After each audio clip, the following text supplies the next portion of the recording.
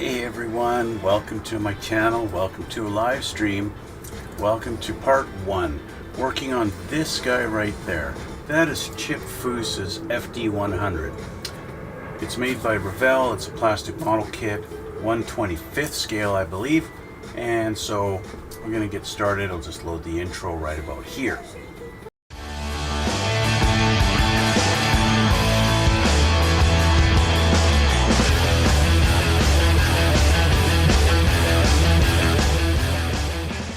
So, brand new setup, brand new kit, working on this. Now, it's brand new to me. This kit apparently has been out on the market for a while, but it's new to me. I wanted to do something a little different, so I'm doing a pickup truck. And yeah, it happens to be Chip Foose's F100 pickup. I believe it's 1953, sorry, 1956 Ford F100, or FD100. So, I have already opened up the box. I've looked at a few things in it. As you can see here, I think I've got maybe a plan or two of doing something a little custom in this kit. Even though, you know, this is a Chip Foose truck. Chip Foose, of course, you guys know who Chip Foose is. He does custom builds on stuff. Anyway, let's go through what comes in the box and we'll see. So, we have our main cab, all one piece. That should be fairly simple to deal with there. We have the box of the pickup, again, mostly one piece.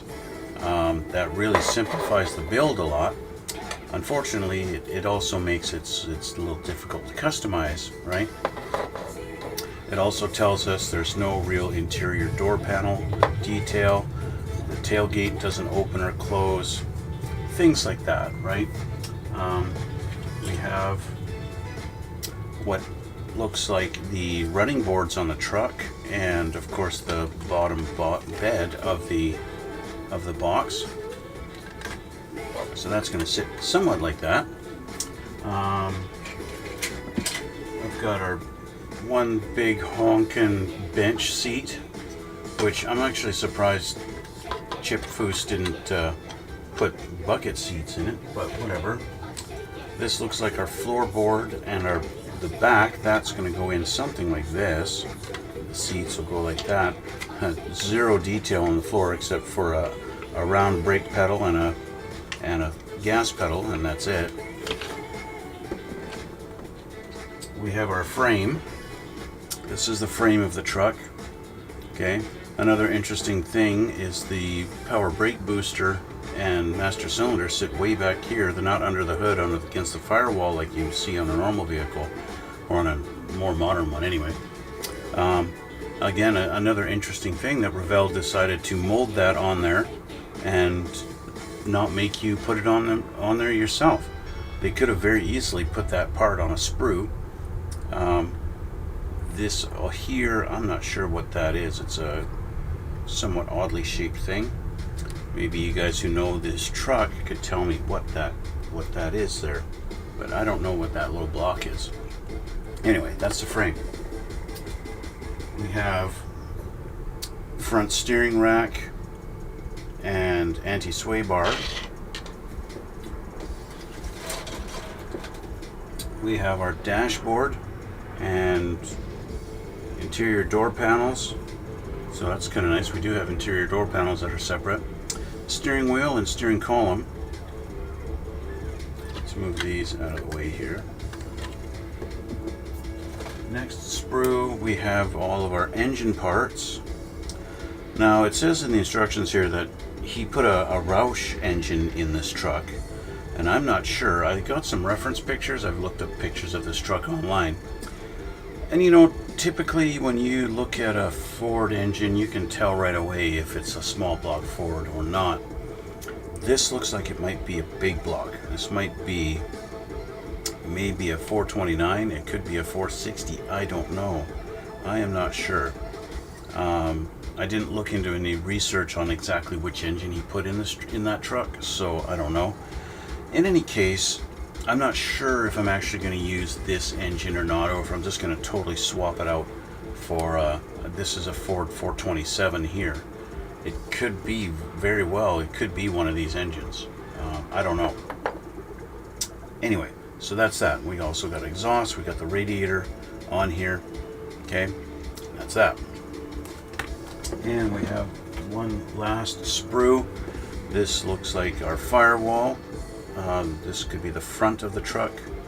Our roof, although there is a roof on here, they've molded the roof a separate panel on there.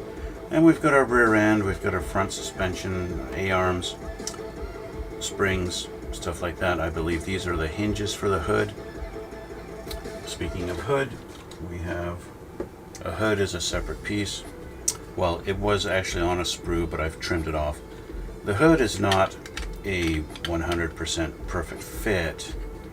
It fits decent enough, but if you're looking for super flush, flat everywhere, perfect fit, you're just not going to get it. It's, you know, it is a Revell kit at the end of the day, so it's not going to fit. I've got a lip right here. If I push up the cowl here, it fits. I can get it to flush, but how do you keep it that way is going to be the trick, right? How do you push that up and keep it up? Because I can't push the hood down, I have to push the cowl up to match. And in any case, if I do match that, I don't have a perfect flat. I've got a step here a little bit, and I got a step here a little bit. So yeah, imperfections, and you guys know I'm not a professional modeler, and so when I run into troubles like this, I don't always fix them. I just kind of deal with it, and that's because why? My channel is all about me showing you guys that you don't have to be a professional to make a decent looking model kit that looks good on your shelf, right? Unless you're going to sit there and scrutinize at some kind of a modeling show, yeah, you don't need to worry about a lot of stuff, and you don't have to go into crazy detail. But again, that's why I'm here, just to show you guys the techniques I use to get decent looking model kits. And when you're looking at the thing a couple of feet away on your shelf, you're like, that looks pretty good, that looks pretty cool, right? That's all you need. Last, we've got our two little tail lights molded in clear red, and of course we have tires. 4 tires, nice low profiles, somewhat wide. 2 of them are wider than the others. And we have 2 metal rods that are our axles for our wheels. Okay, and I forgot, we've got a chrome sprue with our front and rear bumpers, and door handles, rear view mirrors, the gas cap, and of course our special one-off Foose rims. Lastly, I haven't taken it out of the bag yet, is our clear tree with our windshield, rear window, and our headlights. And that's it. That's all there is to this kit. It's not a lot. It's all we need, really, right? So, let's put a few of these back in the bag. So we are going to get started. I think what I'm going to do is assemble the engine completely before I paint any of it. And I do need to prime everything. I'm going to use Mr. Surfacer 1500 Gray to prime everything on this. And I do have a color in my mind of what color I'm going to use to paint this truck. I've discovered this brand of paint, Pro Scale Paints. Okay, these guys here. And I've got some colors here. I've got the Ford Engine Blue, which the Ford Engine Blue is a color that I've struggled to try and get perfectly. Yeah, I could use light blue or come up with something that's sort of like the Ford Engine Blue, but I could never quite get it. I'm just not that great of a paint mixer myself. I saw these guys actually had Ford Engine Blue, so yeah, I picked it up. They have a nice candy sapphire blue and a candy ruby. I'm gonna combine these to make a really dark purple color, and that's my plan for this truck. I'm gonna go with a dark purple. I don't want blue, I don't want red, I want a I'd like to get a blue that's so dark that it looks almost black, but I'll be happy with a dark purple. Okay, so I'm going to mix a little bit of the red into the blue when I go to paint. I'm going to do that over top of their sparkling silver color. Okay, this is basically just a silver, it's nothing fancy. Shake it up a little bit here, and we have silver, right? Just like that. Okay, so that's the plan for this truck. These are apparently, they're thin enough to spray right out of the bottles, so all I'm going to have to do is just mix my mix for these two and I'm done. So that's the plan for this kit. So let's open up our instructions and I'll change the camera and we'll see what we do first. Oh, forgot we also have decals that come with the truck. So you get one big honking decal for you, so you don't even have to paint the deck of the back of the truck if you don't want to. The rest of these look like panels for our on the inside of the doors. I'm not sure. They don't show all the decals. Maybe on the interior part. Yeah, they do. They want you to put the decals on the door panels and on the seats. Anyway, page 1. Page 1 is a description. We've got our A through H paint colors, and we've got a whole page of every single part and what it's called. The body, the box, the hood, the hinges, the front body panels, firewall, bed floor, interior floor, dashboard, seats, steering column, wheels, frame, front suspension, steering racks, front sway bar. If you are wondering what every part actually is, they show you, they tell you here, and they tell you in 3 languages. Okay, let's do this, and I'll actually do that just for room, and I'll change the camera so we can see what we're doing. Hello, here we are. Contrast is a little funky. In fact, I would say my camera is a little off. Why is my focus not focused?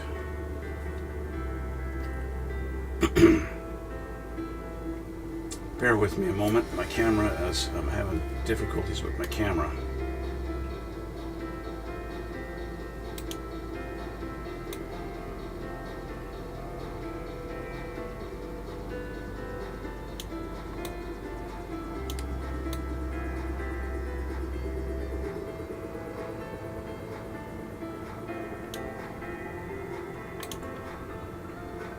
Okay, that's a bit better. All right, so let's open this up because I need it. These over. Looks like we're going to start with our intake manifold. They show us here we're going to put some details on our valve covers and on our oil pan, it looks like. But anyway, we're going to start with our engine block halves.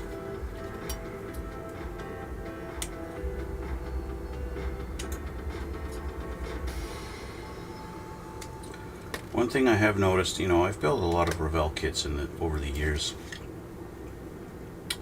and I have found that with the engine block halves, a lot of times they do put locating pins to guide you in how it all fits together, and they don't necessarily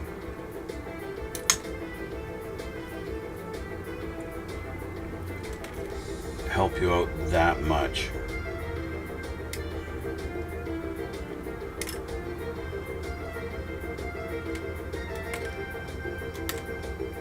Okay, we're going to start with that, okay? What I find with the guide pins that they use all the time, sometimes you get it lined up here, but then at the back of the transmission you get a big step, and that is exactly the case here. I've got a big step right here. See, right there. Can't get that across, right? I go up here and I've got a step. This is perfect, right? We've got a step here. And that's the things with the guide pins. I don't like that. The pins, they always, you know, they interfere. They just don't do it right. So I'm going to do that. I'm actually going to change my glasses too.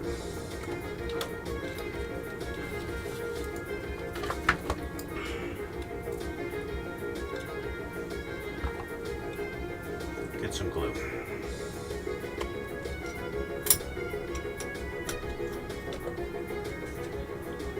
This will allow me, now that the pins are gone, and clean up the flashing. I actually have 3. This one too.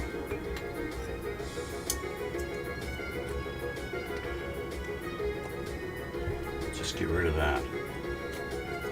And now I can adjust this exactly how I need to, just like this, and get that perfectly lined up at both ends so that it fits properly. And if there's any gaps as a result, well, I'll fill them in, I'll fix that. But at least this way, I don't have big steps in the fitment.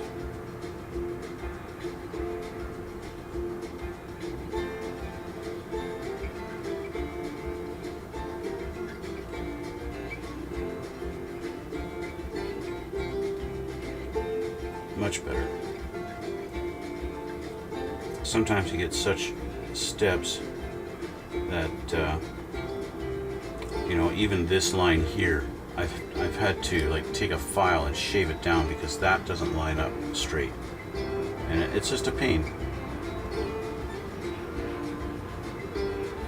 Just make sure everything is lined up. There we go. Engine halves are together. Let's just clean up the sprues on our other parts. Now, funny enough, they put guide pins on the oil pan. I mean, seriously, you don't need that.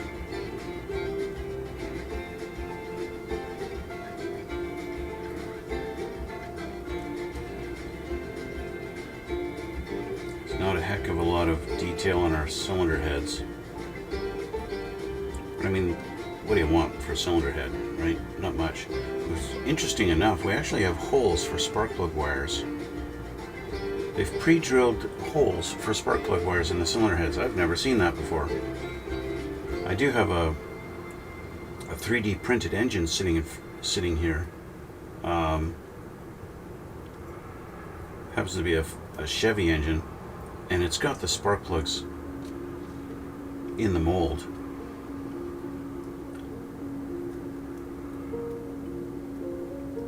Which is a pretty crazy detail.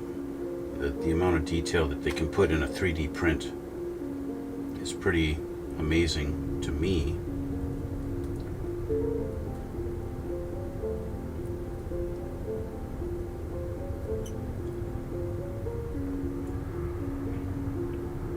There's a lot of accessories they put on this. I'm not sure what pulley that is supposed to be. It's just a round circle. I don't know what that is. This looks like a maybe the power steering reservoir, and then this, I don't know. It's an I don't know.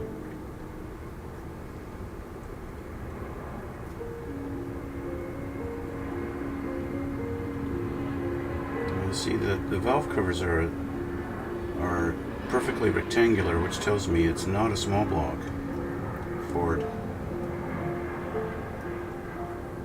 Do have an ejector pin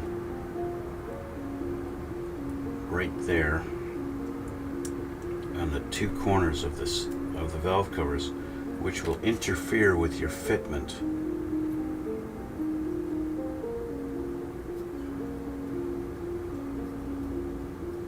If you don't shave it off. Okay. So these guys go this. Do they? That is weird. how it sits up like that. Anyway, cylinder heads go on just like this. Now, they don't really slot in, so you can slide them around. I'm not sure exactly where they go. We're going to put even so our intake has some flashing here on the ejector pin, and this.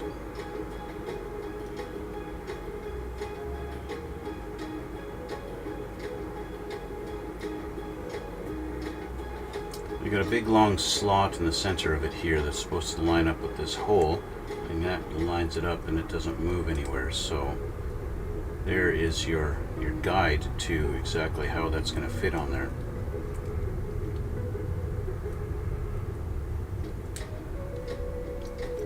So we'll put some glue on there.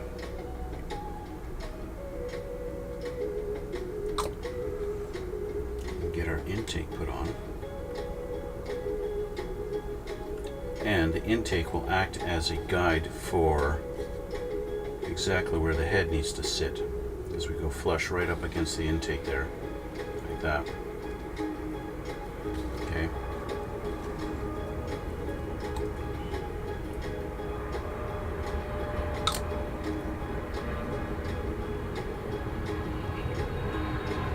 I just realized, you know, I was talking about the Ford engine blue, but this is a crate engine from Ford, and it is all aluminum. It's an aluminum block and aluminum heads, and so it's not blue. None of it is blue. So I just realized that. I just thought of that myself. Wait a minute, I don't need to paint any blue on this engine. It is all supposed to be aluminum. The valve cover goes on there like that. This doesn't quite line up. We've got a big step. That's not very nice. This side's a little better, but the side where the intake meets the head does not line up perfectly. So I'm going to grab my file. Actually, let's just do this. I'm going to dump that off. Grab my file. And I want to shave this down just a little bit to get that to match.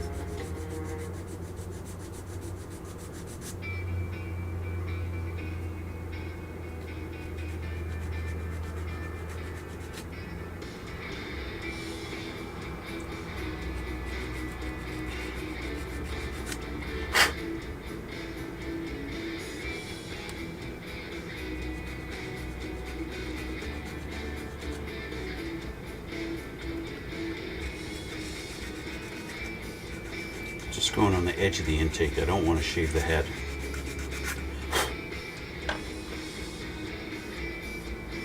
That's much better fit. Thank you very much. That fits a lot better.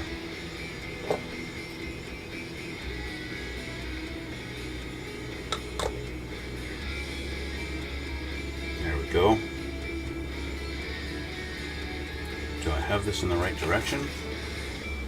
No, I don't. I got it upside down. Good thing I checked on that early enough. I got the same situation on this side where I've got a big gap right there because of the intake and how it's sitting.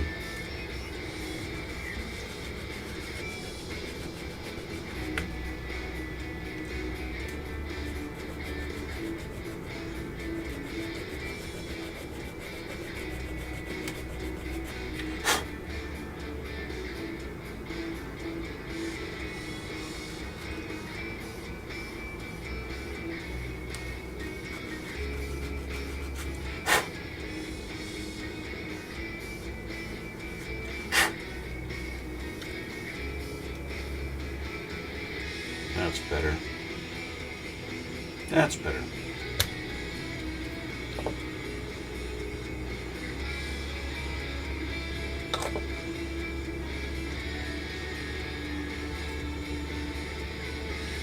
Valve covers are on, and we have our front cover.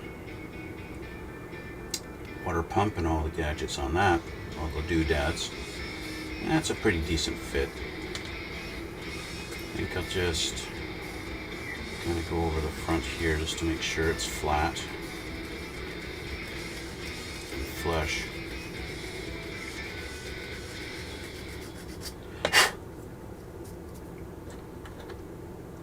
Make sure I don't have any flashing on the back of this. It's going to interfere.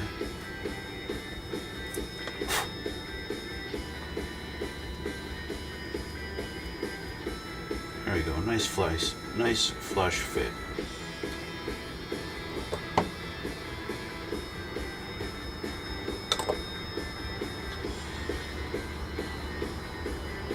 Just like that. Alright, so that's in. We have our oil pan. The sump needs to go at the back. Our guide pins don't really do much. They just, yeah, they don't do much. If you cut the guide pins off, it's not going to make any difference.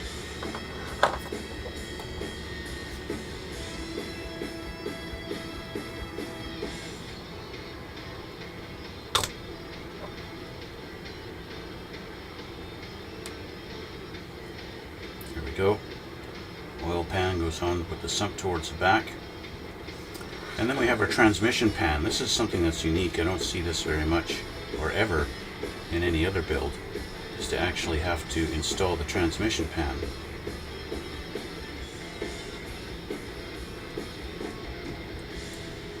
What I'm not super fond of is the fact that they have this guide here to line it up, and it kind of interferes with it a little bit. So I'm going to shave it down. I would rather they didn't do this at all and don't put this step on.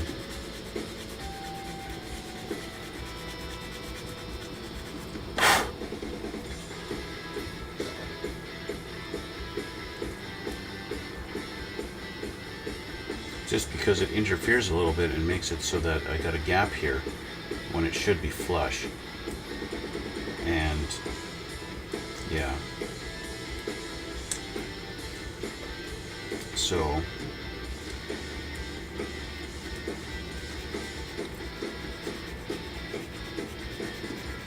just do what I can to try and eliminate the interference of it,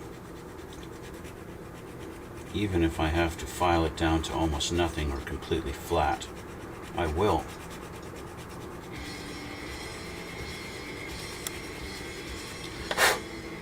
And you might be asking, why are you going through all this trouble with this detail on the bottom part of the transmission? The truck is, you're never going to see it.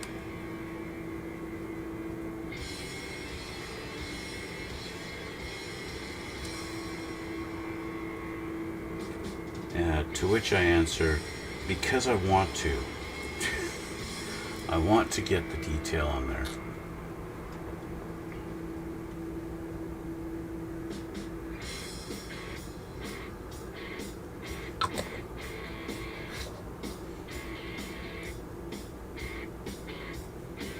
I'm going to squeeze that and hold that for a minute. Let that glue set up. In fact, just so that I don't have to hold it for the next couple of minutes, I'm going to grab this. See if I can convince it to stay on there.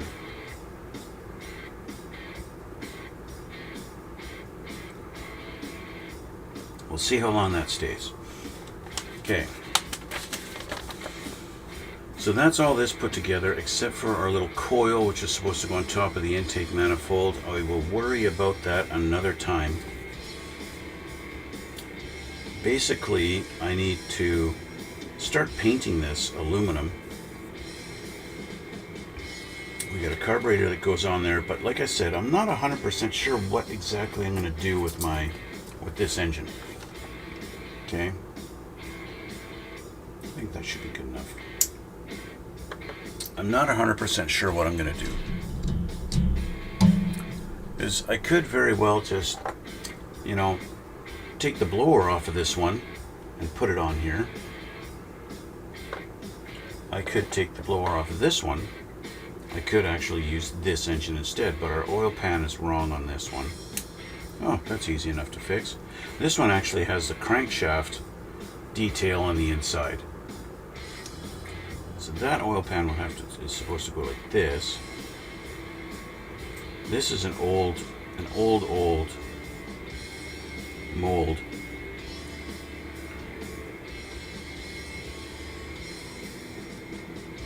That I could potentially use.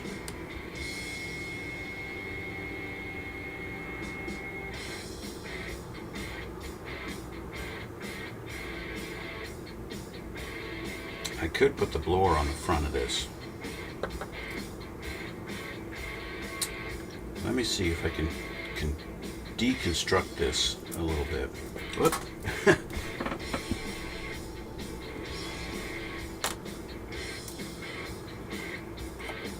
This really didn't go together very well at all, did it? I mean, it went together fine, but definitely didn't stay together.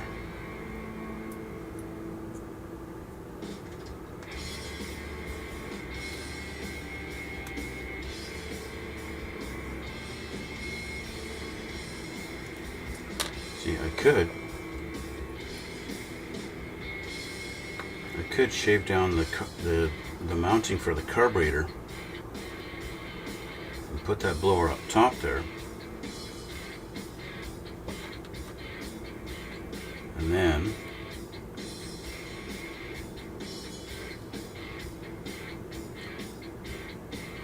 funny enough, this does kind of line up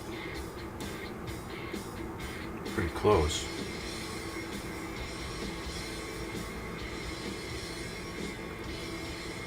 Lines up pretty good. I can get away with that. So that's what I'm going to do. I'm going to shave this down, flatten out this carb mount,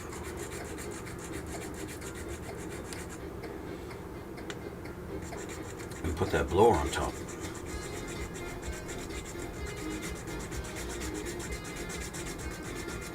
This will take a little bit of work to get this down because I've got a good 2 millimeters to shave, but I'm getting there already.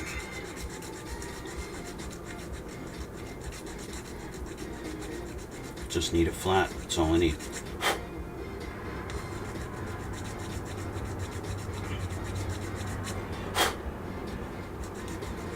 Just need a flat surface for that blower to mount to.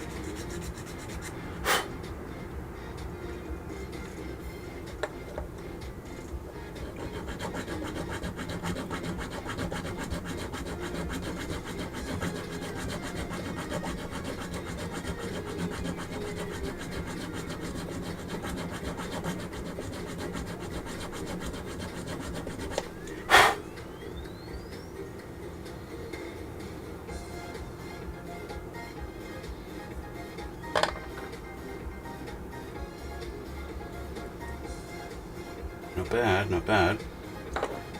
See, what happens is I didn't get rid of the chrome on the bottom of this, and that's why it didn't stick properly. I need more surface on the bottom here for it to glue to.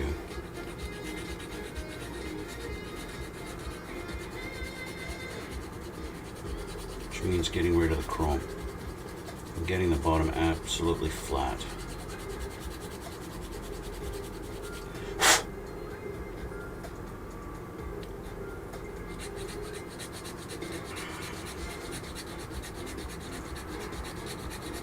That's the important thing with chrome parts. You have to actually get rid of the chrome where you want the glue to stick, otherwise it will not stick. There we go. So we're going to have a nice blower sticking on this thing. What's going to be interesting is how it sticks out of the hood. But then again, there's a lot of depth in this thing. I'm going to do a little test fit here while we're looking at this, okay? Where's our frame?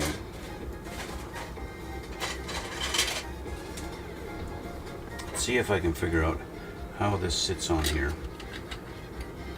It's probably going to sit something like this. It might be like that.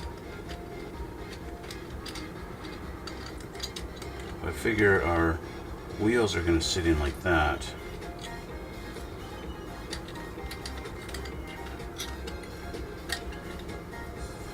Probably lining up somewhere around there, which means our engine is going to mount on this.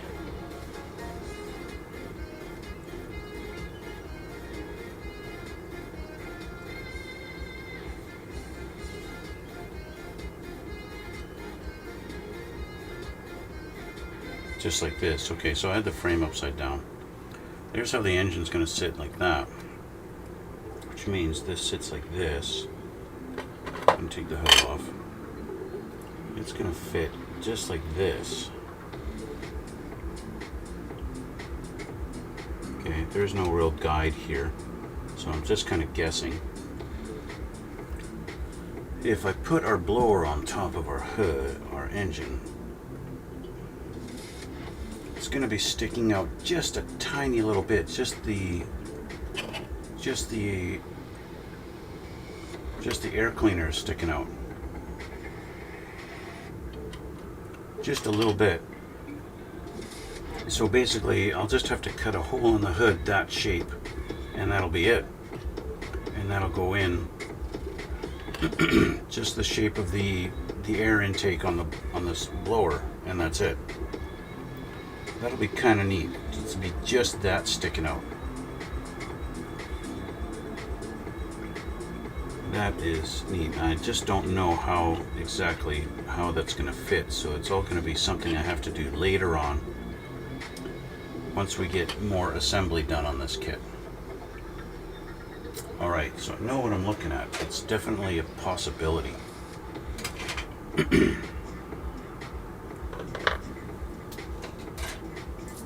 Definitely possible. Just want to make sure this is straight, what I filed down here.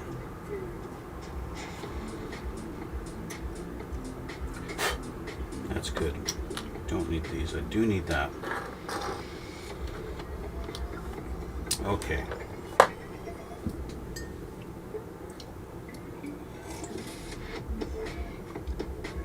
Because I got to do painting,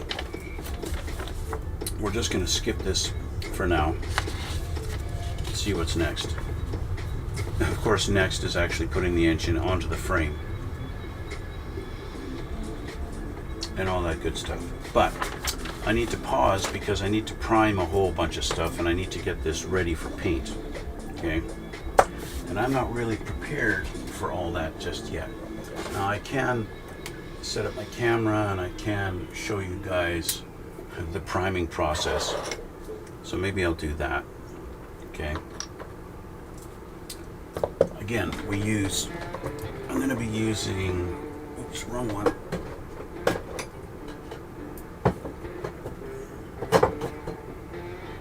This guy here, Mr. Surfacer 1500 gray. This is a brand new one. I'm going to use this to prime everything. Okay.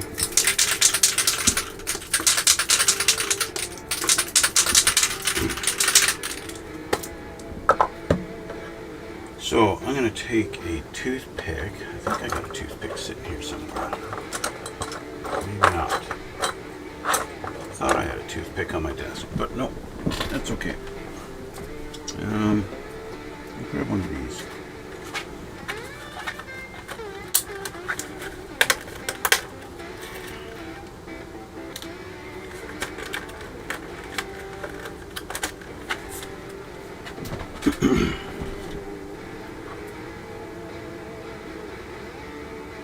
Just so that I'm not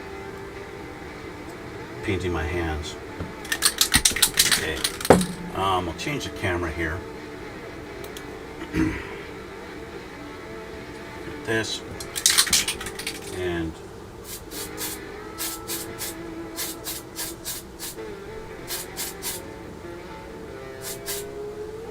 that's that. That's the engine. Okay, I'm just going to put this down over here. And we'll grab these. I won't do the body just right now. I'm going to focus more on the stuff that is going to be needed right away. Okay. Or at least very soon. Let's grab all these out of here. Okay.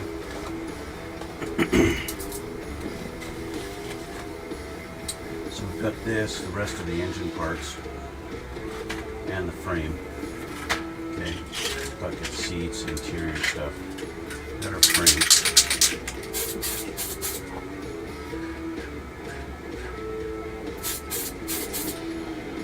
There we go. I'll have to get the other side of that in a minute. We got these guys.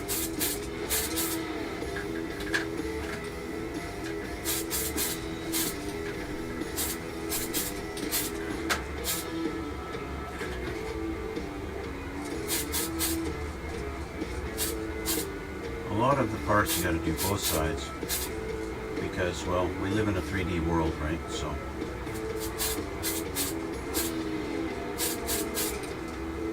there's that sprue done. Let's do our steering rack. Okay. Our rear end, some other suspension pieces.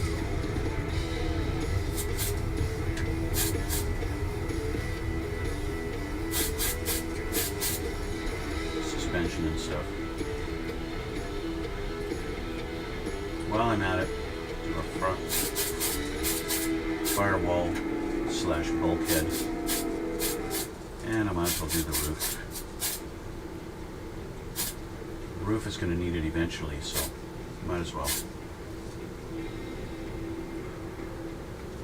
And I'm going to get the back side of that firewall just because I don't know if that's visible. And this little lip underneath the hood, or roof, I mean. Okay, that's done. One more sprue. Our dashboard and interior panels, door panels, steering wheel, and the column.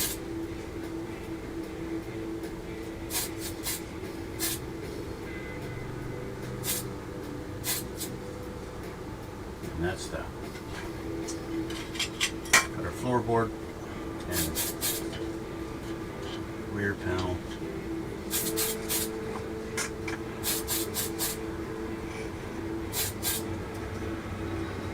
The other side of the seat is not really seen, so done. Everything's primered, except the body, of course. So I could do these. Just gonna move our seat over here. I don't know if anything, this is probably going to be visible if you turn the truck over, so I might as well. Do the underside. Okay, let that dry for a sec. Speaking of dry, let's do the other side of our frame.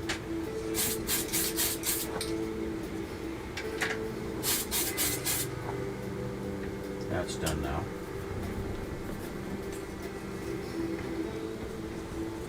I haven't cleaned up any nubs or anything like that. The priming it is fine. I'll get the inside of that. Okay. I'm actually, because I'm going to be handling this, I'm going to put on a glove.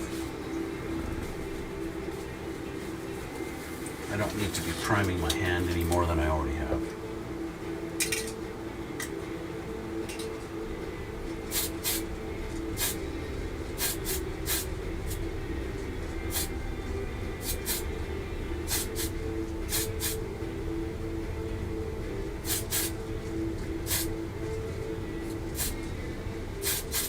As you can tell, getting it at the angles forces me to prime my fingers.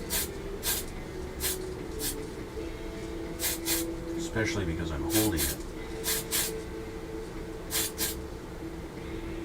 such a spot that it's a little precarious. There we go. Okay, I can't touch that now because it's primed literally everywhere. So that's going to be it for that. Okay, at least for now. I think, guys, that is where I'm going to have to end it for today. So I got to let the paint dry, and then I've got to do some more painting.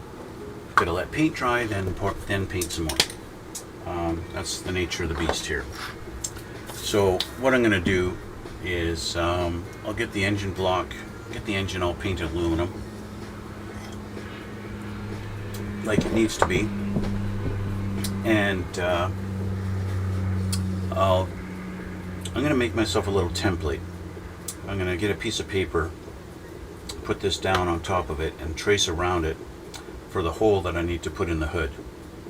And then I can have that set aside, and then I don't have to worry about it. And then when it comes to actually time to cut a hole in the hood, I'll have a little template that I need, rather than a whole bunch of oh, it's kind of like this and it sits kind of there and I'm not quite sure, and that kind of thing. I'll be able to line it up better later on. So coming up, when I hit 1,000 subscribers, I'm going to do a collaboration. I'm going to build a Porsche with my fiance, and we're going to both build the exact same model kit together. I'll be instructing her. She's never built a model kit in her life, and so we're going to do that together and show you guys that it's not that difficult. Even somebody who's never built one before can build a model that looks pretty decent when it's sitting on a shelf. So hit that subscribe button, because the sooner I hit 1,000 subscribers, the sooner that takes place. All right, guys. Also, please hit that like button. Leave a comment down below. Let me know what you think. This is going to be an interesting build. So, yeah. Thanks, guys, for watching. Thanks for coming out. Check out the description box below for links to my Instagram and stuff like that. And we'll see you all in the next one.